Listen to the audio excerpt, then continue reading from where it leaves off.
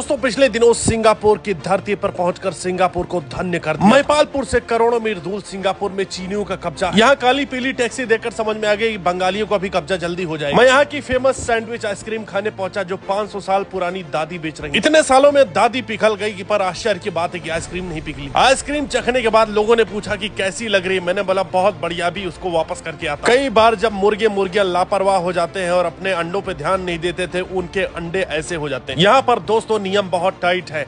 Smoking zone में ही no smoking zone लिखा हुआ था। यहाँ के कबूतर भी नशे के बहुत शौकीन। लोगों के सिगरेट का धुआं सूंघते हुए ये कबूतर दरअसल कसूरी मेथी की तलाश में था। अगर आप सड़क के किनारे खुले में लैट्रिन करते हो तो यहाँ 1000 रुपए का जुर्माना, इसीलिए कोई मूत के चला गया। यहाँ घड़ियों के शोरूम में पहुंचा जहाँ सेकेंड हैंड घड़ियां भी लाखों में बिक रही थी। बड़े बड़े ब्रांड जैसे HMT, मैक्सिमा, रोलेक्स और रांडो की घड़ियां यहाँ थी। काम चोरी यहाँ लोगों के सर पर चढ़कर बोल रही थी, जिसका सबूत ये था कि ये रोबोट खाना देने आए। फ्रॉडबाजी चल रही थी। लोकल ड्रिंक के नाम पे सालों ने रूह अफ़ज़ा पिला दिया और मेरे चावल में उजाला नील डाल के बोला कि बहुत बढ़िया खाना है, खा के दिखाओ। ये पूरा खाना इतना मीठा था कि लगा गुजरात में पहुंच गया। टेस्ट बदलने के लिए सोचा कि थोड़ा आम पापड़ ही खा लेता हूँ, पर वहाँ बोर्ड में लिखा हुआ देखकर माई माई चिल्लाते हुए भाग गया। LGBT वालों का भी बोलबाला यहाँ बहुत ज्यादा था और पूरी बिल्डिंग उन्होंने अपने कब्जे में ले ली, जिसका प्रभाव था कि हंस भी खुले में चुम्मा चाटी कर रहे। मरियम्मा माता का मंदिर देखकर मैं समझ गया कि यहाँ ढंग का खाने को मिल जाए। जब सांभर भात और इडली खाया तब जाके मेरे मन को शांति